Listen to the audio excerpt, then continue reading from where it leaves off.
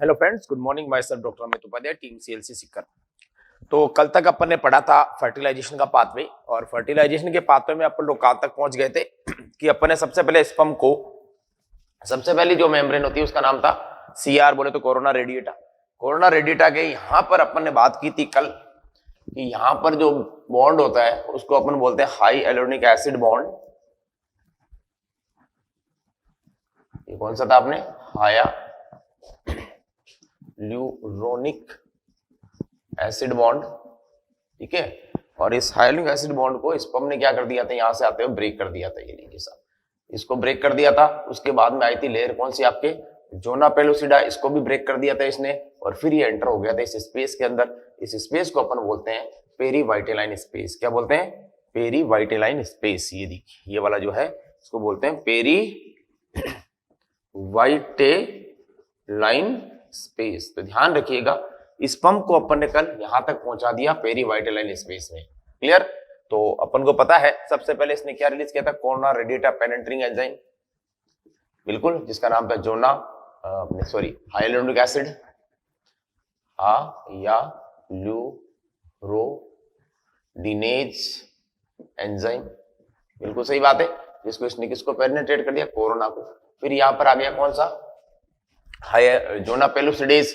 यहां पर अटैक कर गया कौन? जोना एक्रोसिन, जिसे अपन कहते हैं जोना पेलुसिडेज एंजाइम। ये आ गया दूसरा एंजाइम, दो एंजाइम, और इन दोनों की हेल्प से ये पेनिट्रेट करता हुआ अपन ने कल कहां पहुंचा था? पेरीवाइटेलाइन स्पेस में। क्लियर?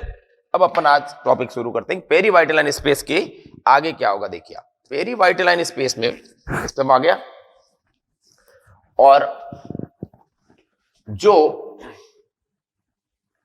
जोना पेलुसिडा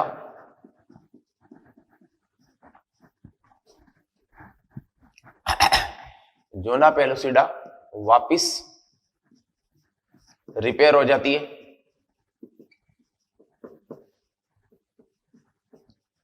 वापिस क्या हो जाएगी?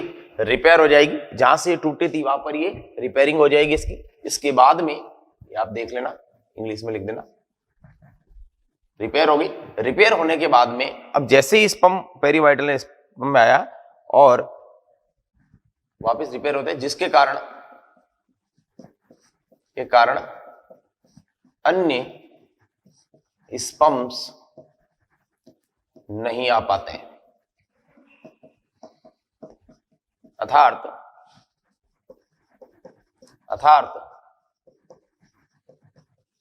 पॉलीस्पर्मी नहीं होती है। तो अपन एक वर्ड में कह सकते हैं स्लो पॉलीस्पर्मी। फास्ट तो देखो कौन करेगा? फास्ट तो करेगी ये खुद, अंडे की खुद की मेम्ब्रेन, जिसको अपन कहते हैं क्या? Plasma membrane. एक की खुद की मेम्ब्रेन क्या है? Plasma membrane. ये फास्ट ब्लॉकिंग करती है, अदर स्पर्म को एंटर नहीं होने देती। ध्यान रखिए, स्लो पॉलीस्पर्मी ब्लॉक करता है। कोई आपसे पूछे कि zona pellucida slow sperm polyspermy break करता है या फास्ट, तो ध्यान रखना स्लो लिखना। फास्ट का पूछे तो अपन आंसर आगे अभी अपन पढ़ेंगे, प्लाज्मा मेम्ब्रेन होगा। ठीक है, चलिए साहब, यहां तक आ गया। अब क्या होता है इसे? अब जो है जैसे ही यहां पर आता है, ठीक है, और यहां पर ओवम का पहला रेस्पॉन्स आना शुरू हो जाता है। सीधी सी बात है, आप समझिएगा क्या। अब ओवम, जिसको अपन सेकेंडरी oocyte बोल रहे हैं, अब ओवम का फर्स्ट रेस्पॉन्स आता है। ध्यान रखना, कोई पूछे कि ओवम का फर्स्ट रेस्पॉन्स कब आता है? जब ये स्पर्म पेरीवाइटेलाइन स्पेस में पहुंच जाता है, फर्स्ट रेस्पॉन्स आता है। और वह ओवम क्या बना, और वह फर्टिलाइजिंग कोन यानी शंकुनुमा संरचना बनाएगा, भी कोन का निर्माण करता है। कोन का निर्माण करता है। कैसे करता है ये बनाइए, आप लिखिए सारी चीजें, फिर मैं आपको दूसरा डायग्राम बना के बताता हूं कि यहां पर स्पर्म क्या, ओवम का फर्स्ट रेस्पॉन्स क्या होता है। ये क्वेश्चन पूछा गया है, ये फर्स्ट रेस्पॉन्स क्या होता है, किसका निर्माण का? फर्टिलाइजिंग कोन का निर्माण करना, या इसका दूसरा नाम है, ये को लिख दे। तो हम कभी कहीं पर भी जाते हैं तो सबसे पहले, जैसे मान लो होटल में गए या कहीं पर भी गए, तो सबसे पहले अपन बेसिकली रिसेप्शन पे जाते हैं। तो रिसेप्शन पे अप्रोच करते हैं। वैसे ये यहाँ पर या तो फर्टिलाइजिंग कोन, क्योंकि इसी जगह से फर्टिलाइजिंग होना है, और दूसरा यहाँ पर सबसे पहले अटैक करता है, ये सबसे पहले यहाँ पर इसकी मीटिंग होती है ओवम की मेम्ब्रेन के साथ, इसलिए इसको कहते हैं रिसेप्शन कोन। क्या बोलते हैं? रिसेप्शन कोन। तो क्वेश्चन में चाहे आपको फर्टिलाइजिंग कोन दे चाहे रिसेप्शन कोन दे, मतलब एक ही होगा, रिसेप्शन कोन का निर्माण करता है, एक ही बात है। तो आपको या तो क्वेश्चन में दे देगा फर्टिलाइजिंग, पहला रेस्पॉन्स क्या है, फर्टिलाइजिंग कोन का निर्माण करना या रिसेप्शन कोन का निर्माण करना। ओवम का पहला रेस्पॉन्स होता है स्पर्म के लिए, ठीक है। तो यहां तक लिखी, फिर अपन आगे बढ़ते हैं।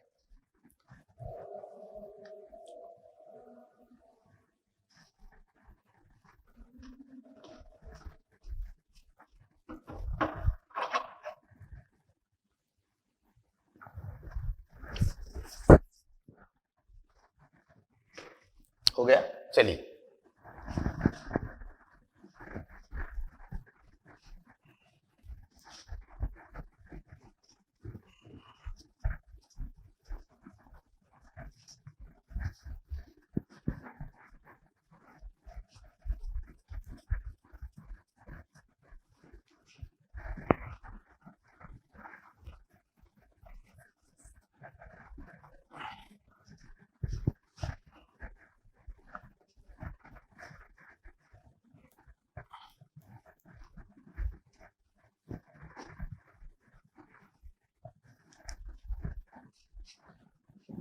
अब आप देखिए,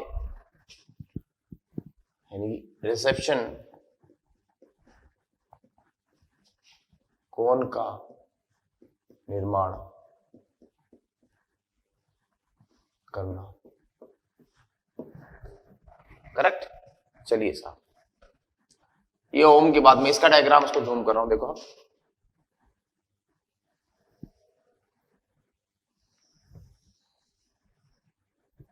अंदर कौन है, कोर्टिकल ग्रेन्यूल्स है,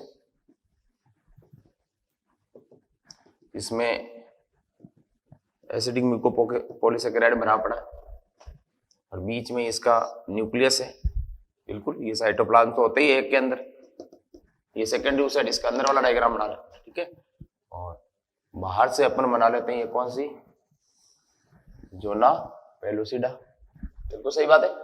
ये आ गई जोना पेलुसिडा, ये आ गई एक की प्लाज्मा मेम्ब्रेन, और ये आ गए कोर्टिकल ग्रेन्यूल्स, और ऊपर जो बनाया अपन ने ये, that is known as reception cone, या इसको कह सकते हैं आप फर्टिलाइजिंग कौन,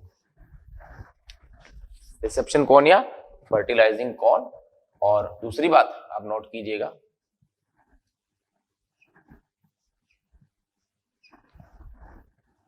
कि ये जो साइट है इसको अपन बोलते हैं एनिमल पोल। मैंने आपको बताया था दो पोल है, इस तरफ योक होता है उसे अपन वेजिटल पोल कहते हैं, और ये हो गया वेजिटल पोल, यानी इधर थोड़ा सा योक होता है एक की साइड में, इसलिए स्पर्म की एंट्री हमेशा इधर से होती है, ठीक है। अब स्पर्म यहां पर है, ये स्पर्म है, और यहां पर ये आपके है कौन सा, फर्टिलाइजिन। ओवन के पास में क्या होता है, ओवन के पास में क्या होता है, फर्टिलाइजिन, करेक्ट। ये फर्टिलाइजिन, और ये स्पर्म आ गया इधर से, ये स्पर्म आ रहा है, इसके पास क्या है, एंटी फर्टिलाइजिन, फर्टिलाइजिन और एंटी फर्टिलाइजिन, क्लियर। ये तो किसके पास में हो गया, स्पर्म के पास में, और ये हो गया ओवम के पास में। ये दोनों आपस में डिसाइड कर लेंगे कि भाई दोनों सेम स्पीसीज के स्पर्म और ओवम है, दोनों के अंदर रिसेप्टर की मैचिंग हो रही है, कि लॉक थ्योरी ताला चाबी सिद्धांत का पालन हो रहा है, सारी कन्फर्मेशन होने के बाद में, ठीक है। तो आप देखिए, ये बीच का स्पेस अपन ने क्या बता रखा है, ये वाला स्पेस अपन ने क्या बताया, याद कीजिए, इसका नाम रखा था हमने पेरी वाइटेलाइन स्पेस, ओके। अब देखिए आप, जैसे ही स्पर्म यहां पर आया, इसने क्या पहला रेस्पॉन्स क्या दिया, रिसेप्शन कोन का निर्माण किया। अब ये स्पर्म इससे यहां से टच करेगा, इससे बाइंड होगा, यहां से सपोज करो ये स्पर्म बाइंड होगा यहां पर, जैसे ही स्पर्म बाइंड होगा इमीडिएट क्या होगा पता है आपको, इसके अंदर कैल्शियम एंटर हो जाएगा, जो एक्रोसोम के हेड वाला क्या आ गया, कैल्शियम। ये कैल्शियम आकर किस पे अटैक करेगा पता है आपको, इन कोर्टिकल वेसाइकल, जिसके अंदर भरा पड़ा कौन, कोर्टिकल ग्रेन्यूल, इसके ऊपर अटैक करता है, और ये फूट जाती है। कौन? आपकी ये कॉर्टिकल ग्रेन्यूल की कॉर्टिकल वेसिकल फूट जाएगी और फूटते ही पहले तो काम क्या होगा, सबसे पहले जैसे ही अटैक हुआ ये आपके जो मेम्ब्रेन है पहले क्या थी, बाहर से प्लस अंदर से माइनस, लेकिन बाहर से अब क्या हो जाएगी, माइनस हो जाएगी। इधर से बाहर से क्या हो गई, माइनस, अंदर से क्या हो गई, प्लस हो गई। कौन? ये आपके प्लाज्मा मेम्ब्रेन। तो प्लाज्मा मेम्ब्रेन क्या हो गई यहां पर, प्लाज्मा मेम्ब्रेन क्या हो गई यहां पर, डीपोलराइज्ड हो गई। क्या हो गई, डीपोलराइज्ड हो गई, डीपोलराइज्ड हो गई। ठीक है, जैसे स्पर्म माइंड हो गई। ठीक है, और होते क्या हो जाएगी, जो अदर स्पर्म मान लो आ भी गए, वैसे जो ना पहले सुडा आने भी नहीं देता, अदरवाइज आ भी गए तो उनको ये रोक लेगी इमीडिएट। कौन? ये आपके प्लाज्मा मेम्ब्रेन जो डीपोलराइज्ड हो गई। होते ही क्या होगा, फास्ट पॉलीस्पर्मी क्या हो जाएगी, ब्लॉक, फटाफट कोई दूसरा स्पर्म नहीं आ जाएगा। तो क्वेश्चन पूछा जाता है फास्ट पॉलीस्पर्मी ब्लॉक कौन करता था, आप आंसर दोगे प्लाज्मा मेम्ब्रेन। स्लो पॉलीस्पर्मी कौन ब्लॉक करता था, आप आंसर दोगे जोना पेलुसिडा। क्लियर? तो इस तरह से स्पर्म अंदर आ जाता है। अंदर आ गया स्पर्म। अब अंदर आते ही क्या हो गई, कॉर्टिकल ग्रेन्यूल क्या हो जाएंगे, फट जाएंगे। फटते ही क्या हो जाएगा पता है आपको, ये कॉर्टिकल ग्रेन्यूल फटते ही यहां पर एक झिल्ली का निर्माण कर देंगे। ये इसके चारों ओर जो पेरीवाइटल स्पेस बनाया है इसके अंदर एक झिल्ली बना देंगे। इस झिल्ली को ओपन कहेंगे। कौन सी झिल्ली, ये है फर्टिलाइजिंग मेम्ब्रेन। कौन सी है, फर्टिलाइजिंग मेम्ब्रेन का निर्माण हो जाएगा, जाता है। क्लियर? अब ये स्पर्म इसके अंदर एंटर कर जाएगा। अब आगे क्या होगा, पूरा का पूरा स्पर्म एंटर करता है ह्यूमन के अंदर, ध्यान देखिए अंडे के अंदर। फिर आगे क्या होगा वो बात अपन बाद में करेंगे। एक बार वापस समझ लेते हैं इसको। जैसा अब स्पर्म आया, रिसेप्शन कौन बनाया, सबसे पहले रिस्पॉन्स किसका आया, ओवम का आया। रिसेप्शन कौन बनाया, रिसेप्शन कौन के ऊपर कौन सा होता है, फर्टिलाइजिन, और स्पर्म की सतह पर कौन सा होता है, एक्रोसोम के अंदर एंटी फर्टिलाइजिन। दोनों की मैचिंग हो जाती है, जुड़ जाता है। जुड़ते ही जो प्लाज्मा मेम्ब्रेन है जो पोलराइज थी, जो दुर्वित थी, वो भी दुर्वित हो जाती है, जिसकी वजह से अन्य स्पर्म एंटर नहीं कर पाते, अर्थात पॉलीस्पर्मी को रोकती है। और वो भी पॉलीस्पर्मी स्लो या फास्ट, फास्ट वाली, क्योंकि स्लो वाली तो ब्लॉक कौन करता है, जोना पेलुसिडा। ये काम हो गया। और जैसे ही स्पर्म एंटर होता है उसके एक्रोसोम भाग के अंदर जो कैल्शियम आयन होता है, जो उसने कैपेसिटेंस के दौरान वेजाइना या रिप्रोडक्टिव ट्रैक्ट से प्राप्त किया था, ठीक है, वो कैल्शियम आयन किसके अंदर चला जाता है, इसके अंदर ओवम के साइटोप्लाज्म में चला जाता है। ठीक है, और यहां पर आकर ये किस पे अटैक करता है, कैल्शियम इस कॉर्टिकल ग्रेन्यूल जो इसके अंदर है, कॉर्टिकल वेसाइकल कहते हैं, इस वेसाइकल के अंदर कॉर्टिकल ग्रेन्यूल से इस पे अटैक करेगा, इसको फोड़ देगा। फोड़ते ही ये बाहर आकर एक झिल्ली का निर्माण कर देंगे, जो एक सुरक्षात्मक आवरण कह सकते हो आप। वो हो जाएगा कौन सा, आपके फर्टिलाइजिंग मेम्ब्रेन। वो भी क्या करेगी, पॉलीस्पर्मी को रोकेगी। ठीक है, तो ध्यान रखिएगा इस तरह से ये प्रोसेस होता है। अब स्पर्म अंदर एंटर हो गया, मानव के अंदर पूरा का पूरा स्पर्म एंटर होता है, और ये अंदर जाकर क्या करता है वो अपन बात अगले वाला देख लेंगे, जिसमें लिखेंगे फर्टिलाइजेशन पाथवे, यानी कि निषेचन का मार्ग क्या होगा, स्पर्म किस तरह से अंदर जाकर इस अंडाणु के प्रोन्यूक्लियस से फ्यूज होगा, निषेचित होगा, और निषेचन की क्रिया संपन्न होगी और जाइगोट का निर्माण होता है। ये अपन आगे पढ़ेंगे। पहले आप ये लिख लीजिए, जब तक मैं यहाँ पर स्टेप लिख दूंगा। ठीक है, एक मिनट रुकिए आप। ये मैंने पूरा प्रोसेस समझा दिया आपको किस तरह से क्या होता है। ठीक है, अब मैं इधर ही इसको समराइज कर देता हूं मैटर को, सो दैट अभी तो सारा याद है आपको, लेकिन आपको जो मैं बोल रहा हूं वो लिखना भी है ना। अगर आपको याद रहे तो अच्छी बात, नहीं रहे तो मेरा तो ये मानना है, मैं हर चीज हमेशा अपने प्रोफेसर की नोट करता हूँ, क्योंकि अभी तो मुझे सब कुछ याद है, लेकिन जब मैं एग्जाम देने जाऊंगा है ना तो मुझे दिक्कत आती है, इसलिए मैं लिख लेता हूँ। आप भी वैसा ही करें। तो सबसे पहले क्या हुआ, अपन ने कल कहां पर छोड़ा था, पेरीवाइटलाइन स्पेस के अंदर। अब किसका निर्माण हुआ, इसके नीचे ही लिखता रहूंगा, रिसेप्शन कोन का निर्माण हुआ। किसने किया, ओवम ने। रिसेप्शन कोन होते ही क्या हुआ, फर्टिलाइजिन तथा anti fertilizin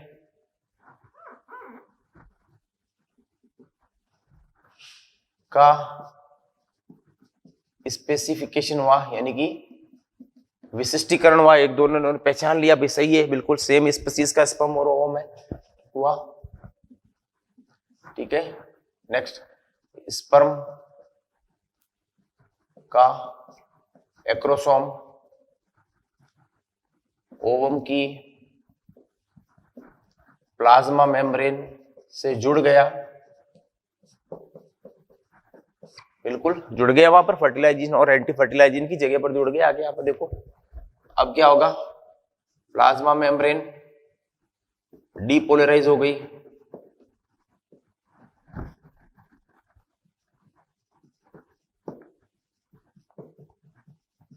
plasma membrane depolarised हो गई, और जिसकी वजह से क्या हो गया, फास्ट पॉलीस्पर्मी क्या हो गई, रुक गई, फास्ट पॉलीस्पर्मी रुक गई। ठीक है, उसके बाद में क्या हुआ, कैल्शियम ओवम के साइटोप्लाज्म में स्थित कोर्टिकल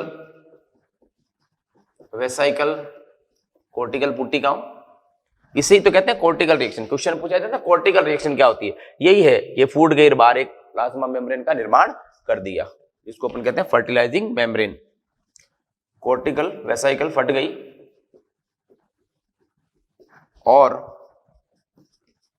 प्लाज्मा मेम्ब्रेन के बाहर फर्टिलाइजिंग मेम्ब्रेन का निर्माण हो जाता है, फर्टिलाइजिंग मेम्ब्रेन का निर्माण हो जाता है, जो पॉलीस्पर्मी को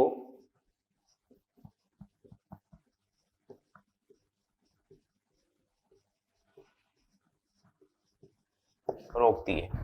सही बात है, पॉलीस्पर्मी को रोकती है। ठीक है,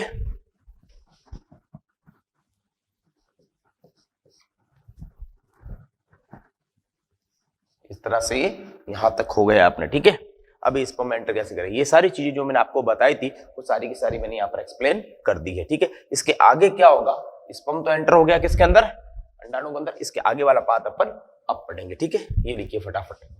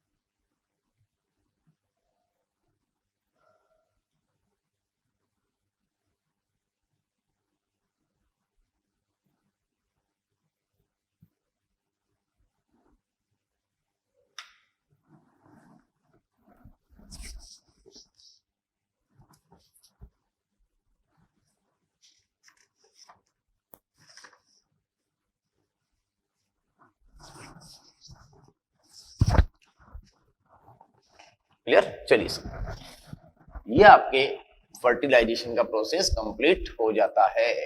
अब अपन ये फर्टिलाइजेशन कहाँ हुआ, फेलोपियन ट्यूब के एम्पुला भाग में। ठीक है, अब अपन इसके आगे की प्रोसेस पढ़ते हैं कि आगे क्या होगा। अब इसके आगे इसमें जो पेनिट्रेशन होता है वो कैसे होता है, देखिए आप, एंटर तो अपन ने करा दिया, अभी अपने फर्टिलाइजेशन का प्रोसेस कंप्लीट पूरा नहीं हुआ 100%। क्यों नहीं हुआ है, क्योंकि प्रो न्यूक्लियस अभी तक फ्यूज नहीं हुए हैं। ठीक है ना, चलिए अब देखिए आगे का लगाइए किस तरह से ये फ्यूजन होता है। ठीक है ना, अब रियल मैकेनिज्म है वो अपन को अब पढ़नी है कि किस तरह से स्पर्म फ्यूज करता है। चलिए साहब, तो अपन लिखेंगे अब फर्टिलाइजिंग, या आप ले सकते हो फर्टिलाइजेशन पाथ, फर्टिलाइजेशन पाथ वे, किस तरह से वो इसको नीचे प्रोन्यूक्लियस को फ्यूज होते हैं। इसके लिए देखो आप क्या होता है, एक डायग्राम बना रहा हूं मैं आपके सामने, ये लीजिए, ये ओवम है इतना बड़ा, ठीक है ना, ये इसकी प्लाज्मा मेम्ब्रेन है, प्लाज्मा मेम्ब्रेन है।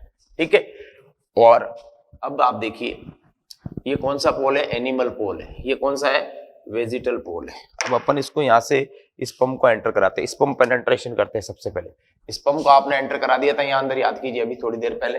ठीक है, अब ये स्पर्म क्या करेगा, अब जो ये स्पर्म है, स्पर्म जो, सुनना मेरी बात, ये जो स्पर्म है इसको अपन कह सकते हैं मेल प्रो न्यूक्लियस। क्या कह सकते हैं, मेल प्रो न्यूक्लियस, क्योंकि न्यूक्लियस के फ्यूजन कराना हमें, मेल प्रोन्यूक्लियाई, बाकी सारे कोशिका अंग नष्ट हो जाएंगे बाद में। मेल प्रोन्यूक्लियाई पहले आता है इस तरफ, सीधा इस तरफ आता है, यहां से एंटर करके सीधा आपके वेजिटल पोल की तरफ जाते हैं। जैसे इसको पता चलता है यहाँ पर थोड़ी सी मात्रा किसकी है, योग की है, नहीं के बराबर होता है, तो ये इमीडिएट वापस मुड़ जाता है। कितने डिग्री एंगल पर, 180 डिग्री एंगल पर वापस मेल प्रोन्यूक्लियाई क्या हो जाता है, यहां से मुड़ जाता है, जा रहा है वापस मुड़ जाता है, जहां 180 डिग्री पर है, इधर आया और वापस उधर चला गया, डिग्री पर मुड़ जाता है। ठीक है, चलिए साहब, वापस मुड़ जाता है कौन, मेल प्रोन्यूक्लियाई। क्लियर। अब आप देखिए, जैसे ही अपने क्या नाम की ये जो पाथवे, क्लियर, यहां पड़ा है फीमेल प्रोन्यूक्लियाई। कौन पड़ा है, फीमेल प्रोन्यूक्लियाई, यानी कि अंडाणु का केंद्र यहां पर पड़ा है और ये यहां पर घूम रहा है कौन, मेल प्रोन्यूक्लियाई। क्लियर। अब ये किस तरफ जाता है, किस तरफ जाता है ये, फीमेल प्रोन्यूक्लियाई की तरफ। इधर लिख देता हूं, समझ में, फीमेल प्रोन्यूक्लियाई की तरफ जाता है इधर, और फीमेल प्रोन्यूक्लियाई भी किधर आता है, इस तरफ। दोनों पास पास आने लग रहे हैं, है ना। और यहां आकर दोनों के बीच में क्या हो जाता है आपके, अभी तक ही यहां तक आए साथ में, ये आ गए यहां पर, यहां से फिर ये दोनों साथ साथ चलेंगे, दोस्ती करेंगे, बोले साथ साथ कर चलेंगे, और यहां आकर दोनों क्या हो जाएंगे, फिर ये मेल और फीमेल प्रोन्यूक्लियाई आपस में फ्यूज हो जाएंगे। समझ रहे हो मेरी बात। तो इसके अलग अलग रास्ते हैं, देखो आप, पहले तो ये दूर था, पहले आया यहां गया, फिर दोनों पास में आए, फिर दोनों साथ साथ चले, फिर उसके बाद में यहाँ पर ये जाकर कंप्लीट क्या हो गया, फ्यूज हो गया, यहाँ पर जाकर फर्टिलाइजेशन का प्रोसेस पूरा हुआ है। तो देखो इसका स्पर्म पेनिट्रेशन पाथ, ये सबसे पहला पाथ है, इसको कहते हैं स्पर्म पेनिट्रेशन पाथ। एक नंबर क्या है, स्पर्म पेनिट्रेशन पाथ, यानी कि पेनिट्रेशन का मतलब होता है भेदन मार्ग। कौन सा मार्ग, भेदन मार्ग।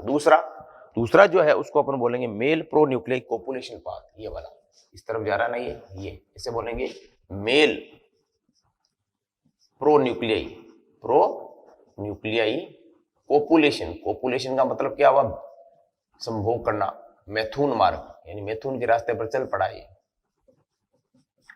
पाथ। ठीक है, इस तरह से अंदर ये प्रोसेस हो रहा है। तीसरा जो मार्ग है वो होता है आपके फीमेल प्रोन्यूक्लियाई।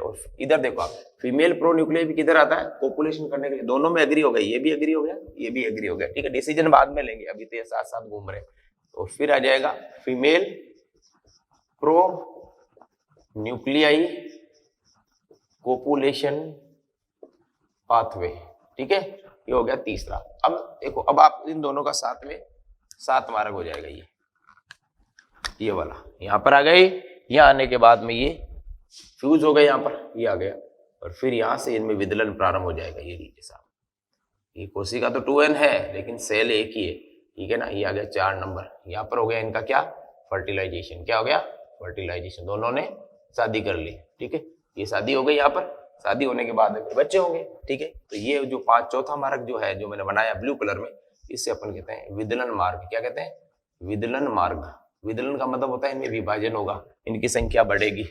ठीक है, तो चौथा हो गया कौन सा, क्लीवेज पाथ। कौन सा, क्लीवेज पाथ। तो सबसे देखो, पहले स्पर्म आया 1 नंबर, फिर वापस इधर आकर इधर चुपचाप बैठ गया, फिर फीमेल को इसने फोन किया, फीमेल इधर आई, तो तीसरा मार्ग फीमेल का हो गया। फिर दोनों साथ साथ चले, फिर उन्होंने शादी कर ली, उसके बाद में इनमें विभाजन होना शुरू हो गया, जिसको अपन ने कह दिया विदलन। और विदलन को इंग्लिश में कहते हैं क्या, क्लीवेज। क्या बोलते हैं, क्लीवेज पाथवे। ठीक है, तो इस तरह से पेनिट्रेशन होता है, और एंड में आपके ये बन जाता है क्या, आपके रिजल्टेंट न्यूक्लियस, जिसको अपन कहते हैं फर्टिलाइज एग, या बोलते हैं इसको अपन क्या क्या बोलेंगे, जाइगोट। जाइगोट या युग्मनज, क्या बोलते हैं, युग्मनज, जो एक कोशिकीय प्रावस्था है और 2n प्रावस्था है। ठीक है, चलिए, और इससे पूरा जीव का निर्माण होगा। ये आपके क्या खत्म होता है, फर्टिलाइजेशन। फर्टिलाइजेशन का मेन उद्देश्य होता है स्पर्म और ओवम के प्रोन्यूक्लियर को फ्यूज कराना, जो हमने प्रोन्यूक्लियर, मेल प्रोन्यूक्लियर, एमपीएन का मतलब मेल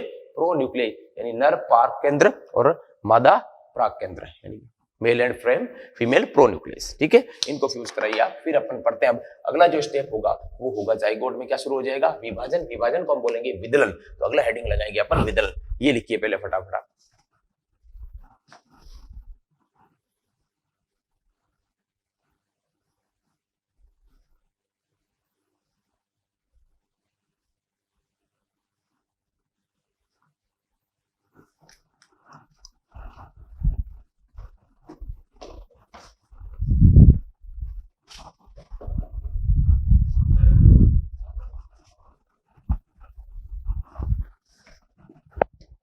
ठीक है, चलो मैं मिटाता हूं इसे। इस तरह से फ्यूजन का प्रोसेस होगा, ध्यान रखिएगा।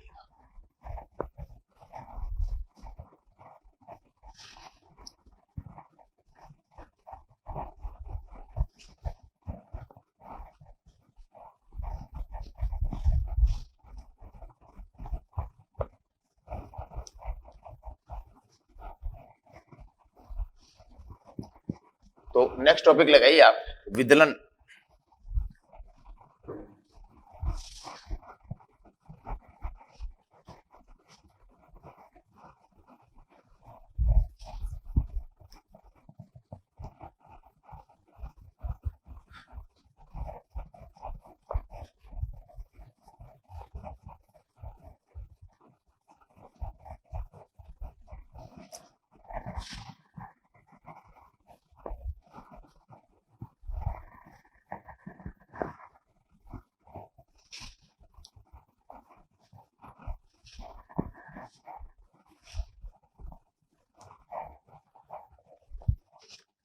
हेडिंग लगाइए, विदलन।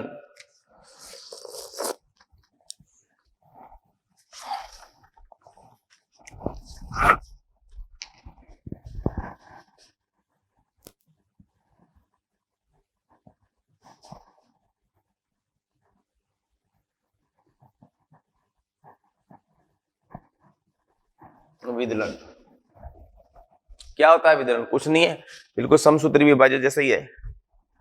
तो पहला लिखिए क्लीवेज, माइटोसिस जैसा ही होता है। क्लीवेज के बारे में ज्यादा बताने वाला अपने कौन था? Von Baer. कौन था? Von Baer. ध्यान रखिएगा, ये बंदा था विदलन के बारे में सब कुछ बताने वाला। फर्टिलाइजेशन के बाद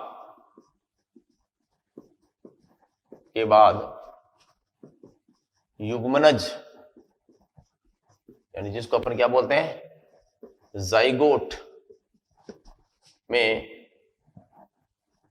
विभाजन की प्रक्रिया को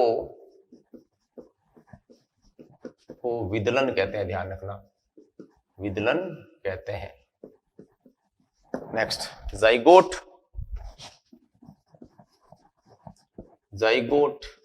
एक कोशिकीय यानी कि यूनिसेलुलर संरचना है। ध्यान रखिएगा भाई। ओके, अगली बात,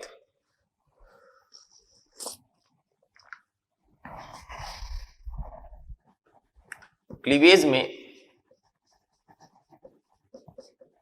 G1 तथा G2 फेज लगभग नहीं के बराबर होती है। नहीं के बराबर होती है। विदलन के कारण बनी, जब भाई विदलन होगा, जाइगोट एक है, उसके जब टुकड़े होंगे, जैसे एक समसूत्री विभाजन होता है वैसा ही होगा। एक कोशिका से दो कोशिकाएं बनेगी, 2 से 4 बनेगी, 4 से 8 बनेगी, इस तरह से ये चलता रहता है। ठीक है ना।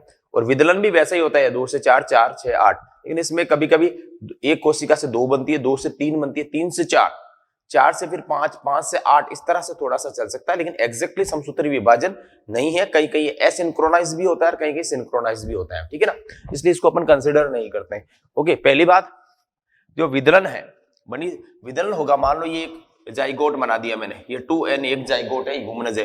जब ये विभाजन करेगा तो इसकी 2 कोशिकाएं बनेगी, ये भी 2n, ये भी 2n बनेगा ना, बिल्कुल बनेगा। तो ये कह रहा है कि विदलन, इनके बीच में क्या हुआ है? विदलन ही तो हुआ है, इसको अपन समसूत्री विभाजन कह सकते हैं। बिल्कुल वैसा तो नहीं है, बट 60% सिमिलरिटी है, G1 और G2 फेज लगभग नहीं के बराबर है, जो अपन सेल साइकिल के अंदर पढ़ते हैं। ठीक है, तो विदलन के कारण बनी संरचना को या कोशिका को, एक ही बात है, संरचना को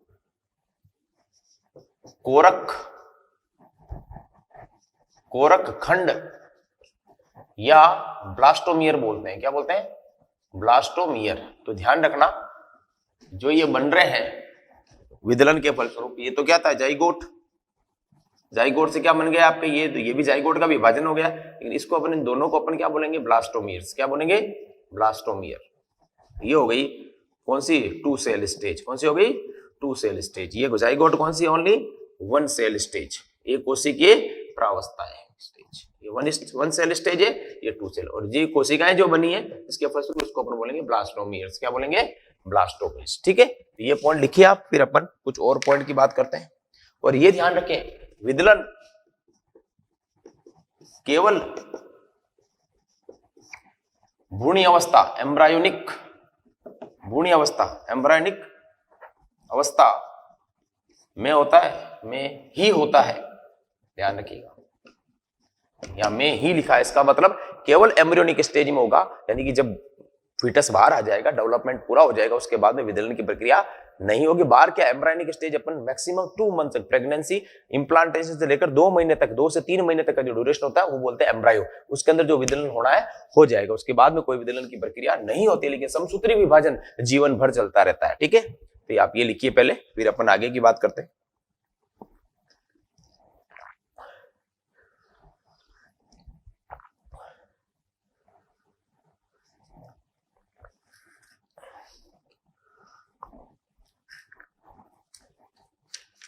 ये लिखिए आप पहले, फिर अपन इस विदलन के बारे में और चर्चा करेंगे।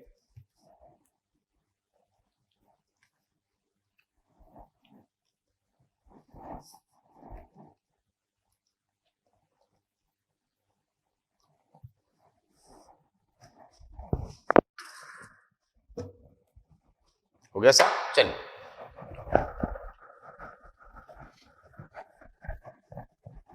अब समसूत्री विभाजन और विदलन में एक थोड़ा सा अंतर देखना पड़ेगा अपन को, कि समसूत्री विभाजन और विदलन में अंतर क्या है। बहुत इंपॉर्टेंट बात है, इसमें क्वेश्चन काफी अच्छे खासे क्वेश्चन, कंफ्यूजिंग क्वेश्चन बनते हैं, तो मैं आपको पहले ही बता देता हूँ की बातें। तो छोटी मोटी बातें तो आप भी जानते हो, उनको बताने से आपका और मेरा दोनों का टाइम वेस्ट होना है। जो की कंसेप्ट है अपन को उससे मतलब है कॉम्पिटिटिव एग्जाम में, ना कि फालतू की कॉपी भर के बोर्ड की तरह एग्जाम में लिखना।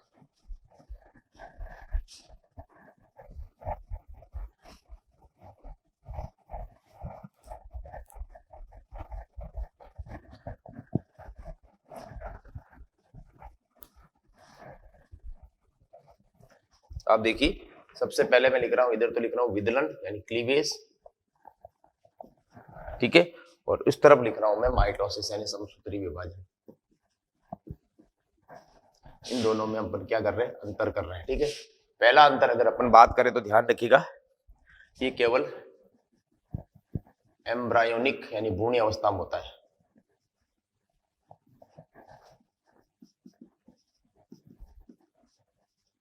और उधर लिखोगे आप, ये जीवन भर चलता रहता है।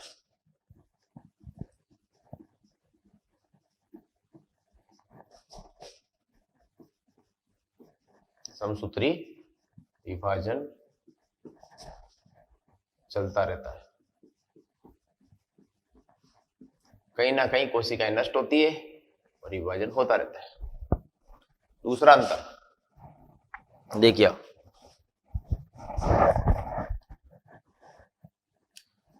क्लीवेज के दौरान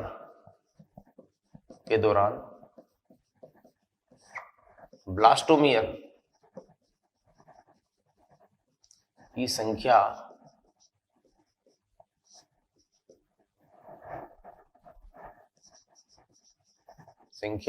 बढ़ती है,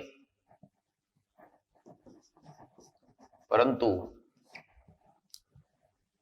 जाइगोट की साइज वही रहती है। ध्यान रखना, बहुत इंपॉर्टेंट बात है ये।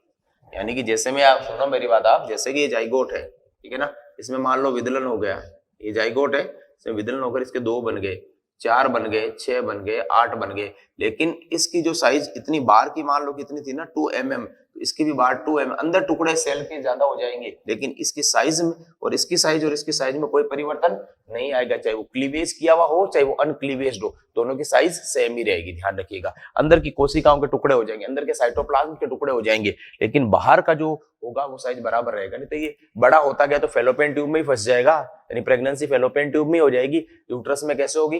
ठीक है, तो साइज वही रहेगी, है ना, जाइगोट की साइज वही रहती है, इसमें कोई चेंज नहीं आता, यानी कि ब्लास्टोमियर बनने से पहले या ब्लास्टोमियर बनने के बाद साइज वही रहेगी। ठीक है, ये ध्यान रखिएगा आप। इसमें पुत्री कोशिकाएं बनती है, सही बात है, पुत्री सेल्स बनती है, जिसको अपन बोलते हैं डॉटर सेल्स बनती है। इसमें पुत्री कोशिकाओं की साइज लगातार क्या होती है, बढ़ती है, ध्यान रखना। और इसमें क्या रह रही है, पूरी जाइगोट की साइज कांस्टेंट रह रही है। दूसरी बात इसके अंदर ध्यान रखिएगा,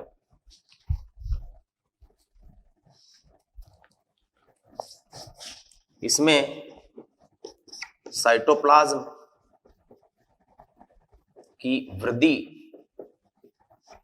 ब्लास्टोमियर में नहीं होती है, ध्यान रखना। जैसे ये टूट के अलग हो गए, पुत्री कोशिका, ब्लास्टोमियर बोले तो पुत्री कोशिका जो विदलन के फलस्वरूप बनी है, उसमें वृद्धि नहीं होती है, ध्यान। ब्लास्टोमियर,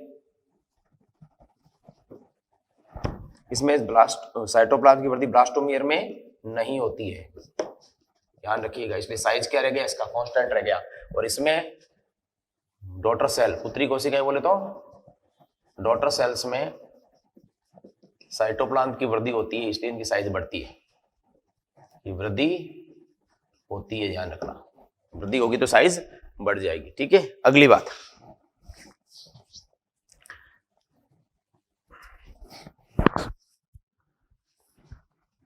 नेक्स्ट, जैसे जैसे ब्लास्टोमियर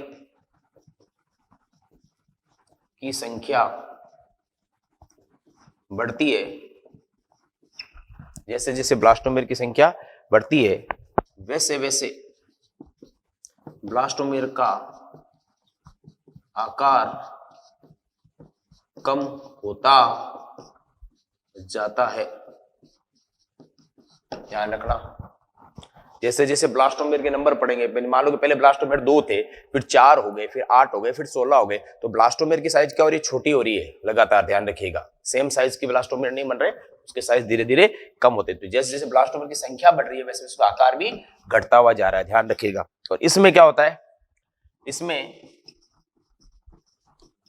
डॉटर सेल जो बन रही है विभाजन के बाद, समसूत्री विभाजन के बाद जो बन रही है, कौन, डॉटर सेल।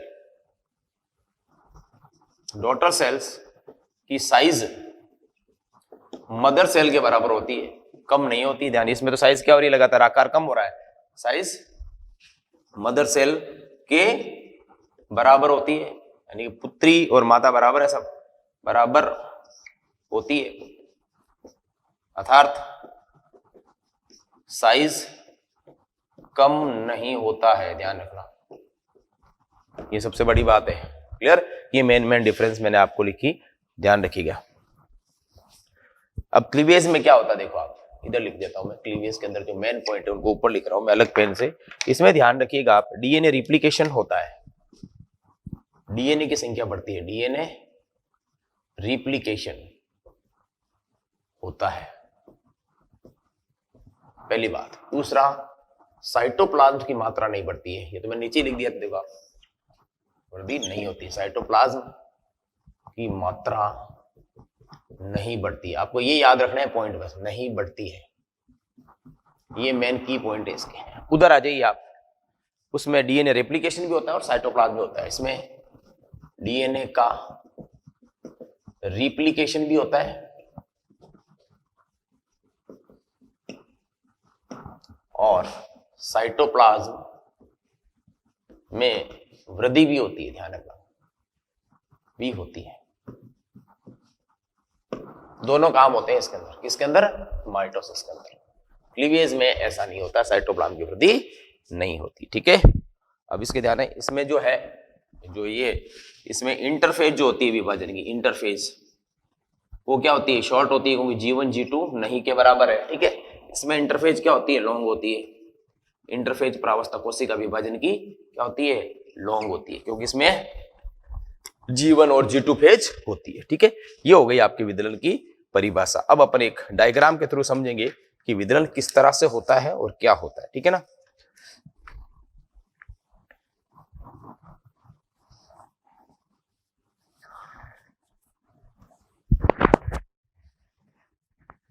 और इसमें ध्यान रखना, कैरियोप्लाज्मिक इंडेक्स बढ़ता है और इसमें कैरियोप्लाज्मिक इंडेक्स आपको पता है नहीं बढ़ता है। कैरियोप्लाज्मिक इंडेक्स बढ़ता है जब विदलन कब रुकेगा, जब ब्लास्टोमेर की जो कैरियोप्लाज्मिक इंडेक्स है वो सोमेटिक यानी कायिक कोशिका के समान हो जाएगा तो विदलन रुक जाएगा। ध्यान रखिएगा, जर्म सेल का कैरियोप्लाज्मिक इंडेक्स साइटोप्लाज्म हो जाएगा। ओके, कैरियोप्लाज्मिक इंडेक्स क्या होता है आपको पता है, न्यूक्लियोप्लाज्म और साइटोप्लाज्म का रेशियो।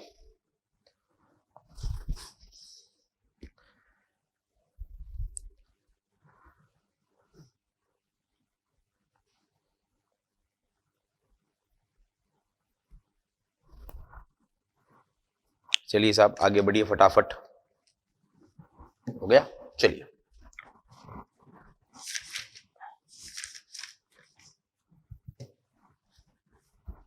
ओके गाइस, तो आज अपन यहीं पे समाप्त करते हैं। कल जब आएंगे तो विदलन के प्रकार पढ़ेंगे और उसके बाद में मोरूला, ग्रेस्टुला, इन फेजेस का डिस्कस करेंगे। Until you take care of yourself. कल मिलते हैं आपसे वापस। Thank you, bye bye.